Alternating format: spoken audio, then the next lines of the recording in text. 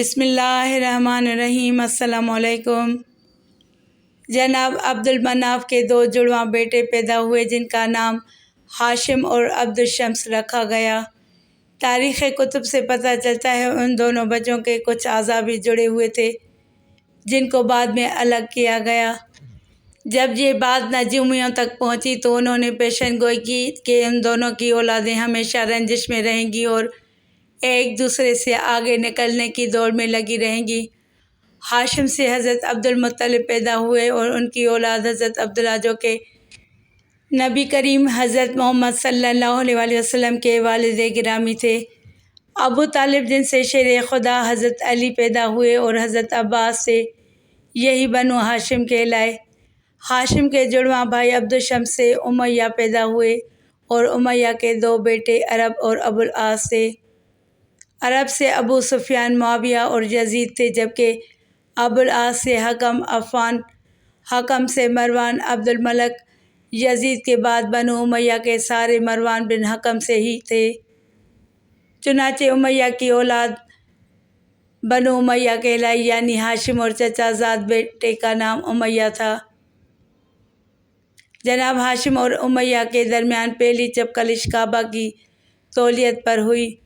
اسی طرح حضرت عبداللہ ابن ہاشم اور حرب ابن امیہ میں ساری زندگی جنگ کی سی کیفیت رہی جو کہ تمام تاریخی کتب میں موجود ہے، لیکن مقام بنو ہاشم ایک دینی گھرانے سے مشہور ہوئے کیونکہ انہی کے پاس کعبہ کی تولیت تھی، لیکن بنو امیہ مکہ کے دیگر قبائل پر اپنی جنگی قابلیت کی وجہ سے حکمرانی میں رہنے لگے۔ اسی طرح جب بنو ہاشم میں سے حضرت محمد صلی اللہ علیہ وسلم نے نبوت کا اعلان فرمایا تو اکثر بنو امیہ کے لوگوں نے یہ کہہ کر ان کو ماننے سے انکار کیا کہ اگر نبوت ہوتی تو وہ ہمارے خاندان میں ہوتی۔ جنگ بدر اور جنگ صفین بنو ہاشم اور بنو امیہ کے درمیان ہی لڑی گئیں۔ یزید نے 60 ہجری میں 30 سال کی عمر میں مسند خلافت سنبھالی تو مدینہ کے حاکم کو خط لکھا کہ مدینہ میں موجود صاحب اکرام لوگوں سے میری بیعت لو، خاص کر حضرت حسین، حضرت عبداللہ بن عمر، حضرت عبد الرحمن بن ابی بکر اور حضرت عبداللہ بن زبیر سے۔ اگر انہوں نے بیعت سے انکار کیا تو ہر طرح کی سختی سے کام لیا جائے۔ ان تینوں اصحاب رسول صلی اللہ علیہ وسلم اور حضرت امام حسین رضی اللہ تعالیٰ عنہ نے یزید کی بیعت سے انکار کر دیا۔ یزید کی حکومت اسلامی اصولوں کے مطابق نہ تھی، لیکن یزید دن رات اسی تگ و دو میں رہا کہ کسی طرح نواسۂ رسول صلی اللہ علیہ وسلم سے بیعت حاصل کر لے، کیونکہ ان کی بیعت نہ کرنے سے کبھی بھی اس کی حکومت سنبھل نہ پائے گی۔ جب مدینہ میں حالات خراب ہونے لگے، شر اور فساد پھیلنے کا خطرہ بڑھا تو امام عالی مقام نے مدینہ سے ہجرت کا ارادہ کر لیا۔ آپ نے رات کے وقت اپنی والدہ حضرت فاطمہ سلام اللہ علیہا اور بھائی حضرت حسن کی قبروں پر حاضری دی اور 28 رجب کو رات کے وقت اپنے خاندان اور اصحاب رسول کے ساتھ مکہ کی طرف سفر کر دیا۔ 5 روز کا سفر کرنے کے بعد قافلہ 3 شعبان کو مکہ میں داخل ہوا، جہاں پر آپ کا شاندار استقبال کیا گیا۔ مکہ میں قیام کے دوران لوگ رسول خدا صلی اللہ علیہ وسلم کے نواسے سے فیض حاصل کرنے کے لیے روزانہ قطار در قطار حاضر ہوتے۔ 10 رمضان کو حضرت امام حسین کے پاس عبداللہ بن وال کوفہ سے خط لے کر مکہ میں حاضر ہوا اور اس کے بعد ہزاروں خط نواسۂ رسول صلی اللہ علیہ وسلم کو عراق سے موصول ہوئے کہ آپ کوفہ تشریف لے آئیں، ہمیں یزید کی حکومت منظور نہیں۔ آپ نے اپنے چچا زاد بھائی حضرت مسلم بن عقیل کو اپنا سفیر بنا کر عراق روانہ کیا کہ وہاں کے حالات کا جائزہ لیں۔ 6 شوال کو تقریباً 18,000 کوفیوں نے حضرت مسلم بن عقیل کے ہاتھ پر بیعت کر لی۔ ان حالات کے بارے میں حضرت مسلم بن عقیل نے حضرت امام حسین کو لکھ دیا۔ یزید نے انہی دنوں کوفہ کے گورنر کو نرمی برتنے پر برطرف کر دیا اور ابن زیاد کو کوفہ اور بصرہ کا گورنر مقرر کر دیا۔ ابن زیاد نے لوگوں کو ڈرایا دھمکایا اور قید میں ڈالا اور آخر کار حضرت مسلم بن عقیل کو بے دردی سے شہید کر دیا۔ دوسری طرف حضرت مسلم بن عقیل کا خط پڑھ کر حضرت امام حسین نے اپنے قافلے کے ساتھ کوفہ کی جانب ہجرت شروع کر دی۔ حضرت عبداللہ ابن زیاد کو جب جگر گوشہ رسول صلی اللہ علیہ وسلم کی کوفہ کی جانب روانگی کا علم ہوا تو اس نے حسین بن تمیم کو 4000 کا لشکر دے کر قادسیہ کی جانب روانہ کیا کہ ان علاقوں کی سخت نگرانی کی جا سکے۔ ابو مختف نے اس سفر میں حضرت امام حسین علیہ السلام کے قافلے میں شامل 2 اسدی افراد سے نقل کیا کہ جب قافلہ حسینی شراف کی منزل سے روانہ ہوا تو دن کے وسط میں دشمن کے لشکر کے ہراور دستے اور ان کے گھوڑوں کی گردنیں نظر آنا شروع ہو گئیں۔ پس امام عالی مقام نے ذو حشم کا رخ کیا۔ حر بن یزید اور اس کے سپاہی ظہر کے وقت حضرت امام حسین علیہ السلام کے آمنے سامنے آ گئے۔ نواسہ رسول نے اپنے قافلے کو حکم دیا کہ حر اور اس کے سپاہیوں کو اور گھوڑوں کو پانی پلائیں۔ چنانچہ انہوں نے نہ صرف دشمن کے لشکر کو سیراب کیا بلکہ ان کے گھوڑوں کی پیاس بھی بجھا دی۔ حر بن یزید نے کہا، مجھے ان خطوط و مراسلات کا کوئی علم نہیں ہے جس کی طرف آپ نے اشارہ کیا، اور مزید کہا، ہم ان خطوط کے لکھنے والوں میں سے بھی نہیں تھے۔ ہمیں حکم ہے کہ آپ کا سامنا کرتے ہی آپ کو ابن زیاد کے پاس لے جائیں۔ حر نے مزید کہا، میں آپ کے ساتھ جنگ و جدل پر مامور نہیں ہوں، لیکن مجھے حکم ہے کہ آپ سے جدا نہ ہوں حتیٰ کہ آپ کو کوفہ لے جاؤں۔ پس اگر آپ میرے ساتھ آنے سے اجتناب کرتے ہیں تو ایسے راستے پر چلیں جو کوفہ کی طرف جا رہا ہو، نہ ہی مدینہ کی طرف، تاکہ میں ایک خط عبیداللہ بن زیاد کے لیے روانہ کروں۔ آپ بھی اگر چاہیں تو ایک خط یزید کے لیے لکھیں تاکہ شاید یہ امر عافیت اور امن و آتشی پر منتج ہو جائے۔ میرے نزدیک یہ عمل اس سے کہیں زیادہ بہتر ہے کہ میں آپ کے ساتھ جنگ و جدل میں آلودہ ہو جاؤں۔ چنانچہ امام حسین علیہ السلام کا قافلہ چلتا رہا اور ساتھ ساتھ حر کا لشکر بھی رواں دواں تھا کہ 2 محرم الحرام سن 61 ہجری بروز جمعرات حضرت امام حسین علیہ السلام کا قافلہ کربلا میں پہنچ گیا۔ جب نواسہ رسول صلی اللہ علیہ وسلم کو بتایا گیا کہ اس جگہ کا نام کربلا ہے تو آپ فرمانے لگے، بے شک یہی رنج و بلا کا مقام ہے۔ جب ابن زیاد کو پتہ چلا کہ نواسہ رسول صلی اللہ علیہ وسلم کوفہ کی جانب رواں دواں ہیں تو اس نے حر بن یزید کو سپاہی دے کر ان کا راستہ روکنے کے لیے بھیج دیا اور اس کو حکم دیا کہ ان کو کسی ایسی جگہ پڑاؤ ڈالنے پر مجبور کرے جہاں پانی قریب نہ ہو۔ اس کے بعد عمر بن سعد کو ایک جلیل لشکر دے کر حضرت امام حسین علیہ السلام کی طرف روانہ کیا۔ عمر بن سعد کوفی فوج کا کربلا میں سپہ سالار تھا جو کہ خون روزی سے بچنے اور پرامن راہ کے حلقے در پہ تھا۔ ادھر کوفہ کے گورنر عبیداللہ ابن زیاد کو شمر نے جنگ کے لیے اکسایا اور بالآخر 9 محرم 61 ہجری کو ابن زیاد نے شمر کو 4000 سپاہی دے کر کربلا بھیج دیا۔ ساتھ ایک دھمکی آمیز خط بھی تھا، عمر بن سعد، اگر تم حسین سے بیعت لے لو تو کوفہ روانہ کر دینا، نہیں تو ان سے جنگ کرو۔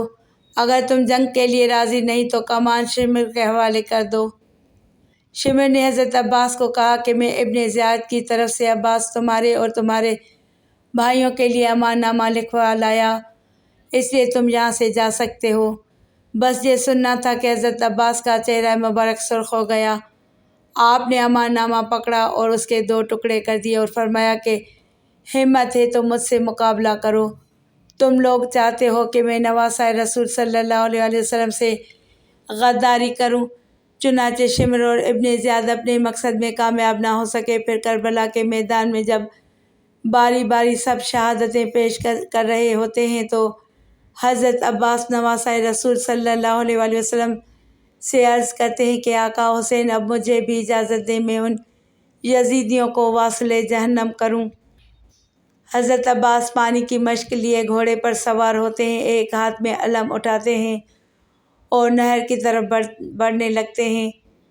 تاریخ طبری میں حضرت محمد بن جریر طبری لکھتے ہیں کہ جب حضرت عباس دریائے فرات کی طرف مشکیزہ اور ننگی تلوار لے کر نکلتے ہیں تو اس وقت عمرو بن الحاج 500 یزیدی فوجیوں کے ساتھ دریا پر پہرا دے رہا تھا۔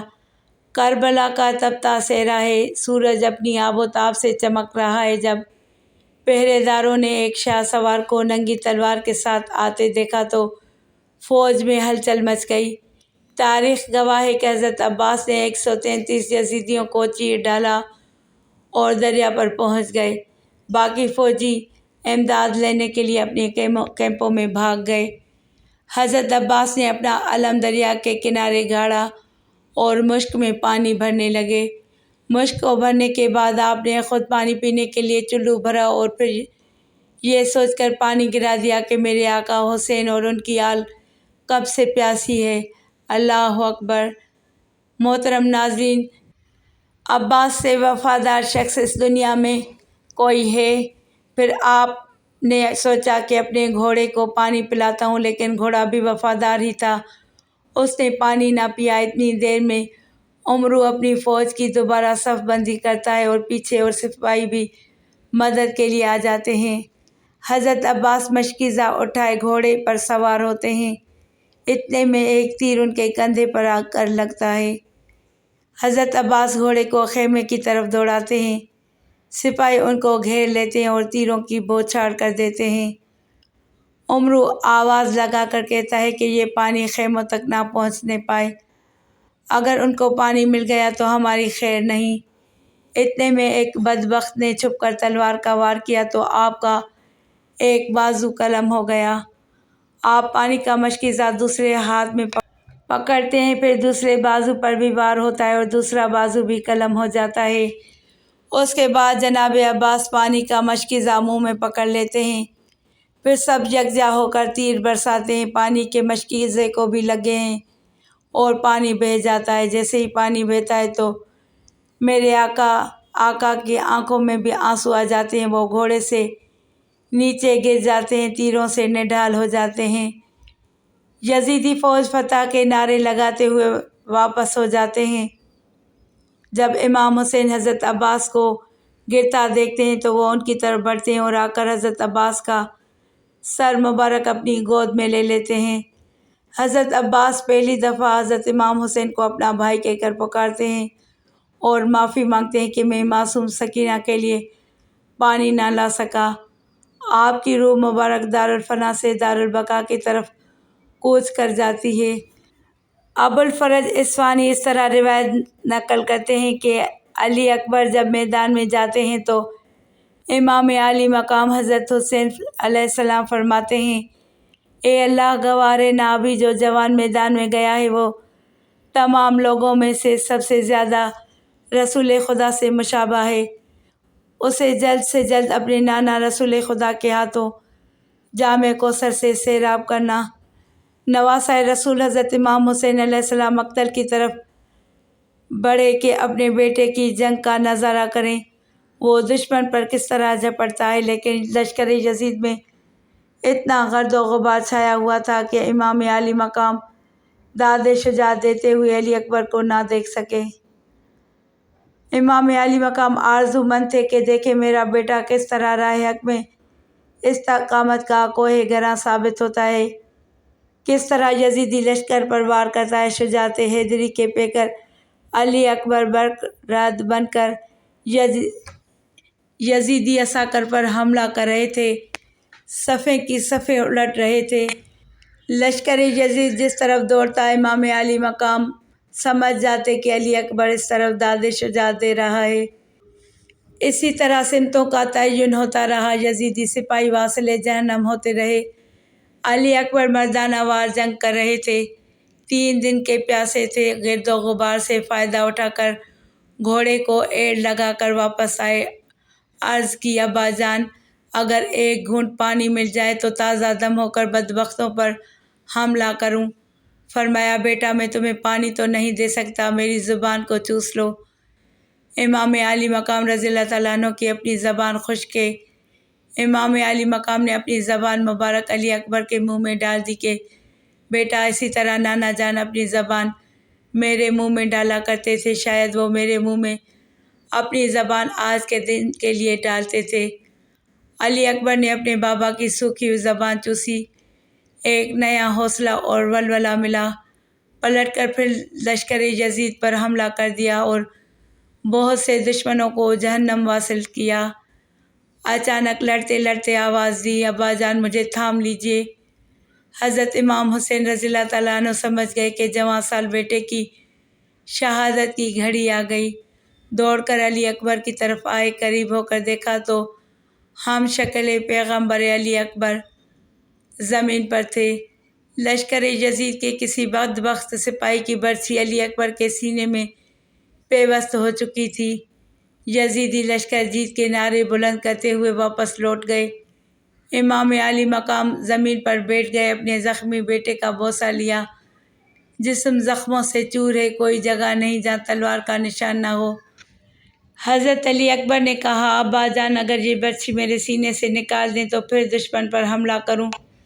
امام علی مقام نے ایک دفعہ بیٹے کے سینے میں لگی برچھی کو دیکھا اور ایک دفعہ آسمان کی طرف نظریں اٹھائیں، جیسے کہہ رہے ہوں کہ یہ کام تو بیٹے پر چھری چلانے سے بھی زیادہ مشکل ہے۔ لیکن تاریخ گواہ ہے کہ حضرت امام حسین نے اپنے بیٹے شبیہ مصطفیٰ شہزادہ علی اکبر کے سینے سے جب برچھی نکالی تو خون کا فوارہ آپ کے چہرہ اطہر پر پڑا۔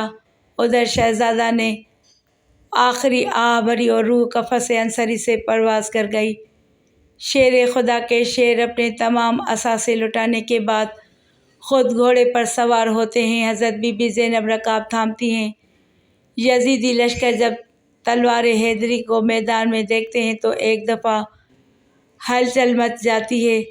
وہاں موجود ہر شخص جانتا ہے کہ نبی کریم صلی اللہ علیہ وسلم نے فرمایا تھا کہ حسین مجھ سے اور میں حسین سے ہوں، لیکن بدبختوں کی آنکھوں پر لالچ اور طمع نے پردہ ڈال رکھا تھا۔ ہر کوئی دربار یزید میں اونچا مقام اور انعام و اکرام حاصل کرنا چاہتا تھا، لیکن تاریخ نے ایسی بزدل فوج نہ دیکھی۔ سبھی ایک دوسرے کا منہ دیکھ رہے تھے کہ شہ سوار کربلا کا مقابلہ کون کرے گا۔ جیسے ہی امام علی مقام میدان کی طرف بڑھتے ہیں تو شمر کہتا ہے، دور سے ہی تیر چلانا شروع کر دو۔ امام علی مقام کو تیر لگ چکے ہیں۔ شمشیر حیدری پر پورا لشکر یکبارگی سے حملہ آور ہوتا ہے۔ خوف کے مارے فوجیوں کی گردنیں کٹ رہی ہیں۔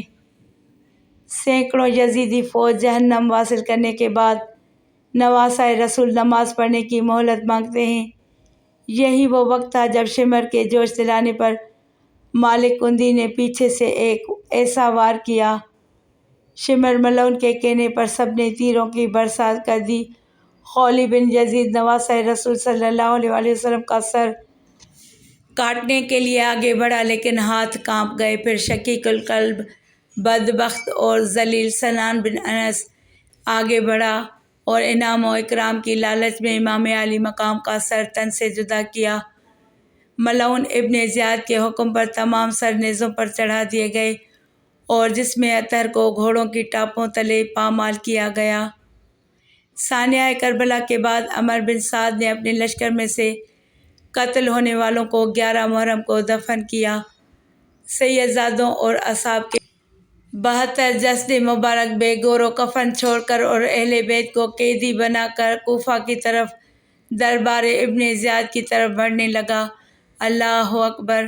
تاریخ گواہ ہے کہ شہادت کے 3 دن بعد 13 محرم کو مقام غازریہ سے قبیلہ بنی اسد سے خواتین دریائے فرات پر پانی لینے آئیں تو انہوں نے بغیر سروں کے جسموں کو بکھرے دیکھا تو سب کی چیخیں نکل گئیں۔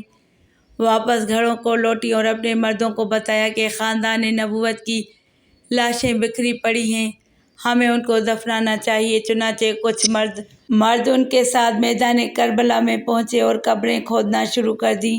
انہوں نے ایک گھڑ سوار شخص کی ہدایت کے مطابق ان کو دفن کیا۔ نواسۂ رسول صلی اللہ علیہ وسلم اہل بیت اور اصحاب کے سر مبارک نیزوں پر ہیں۔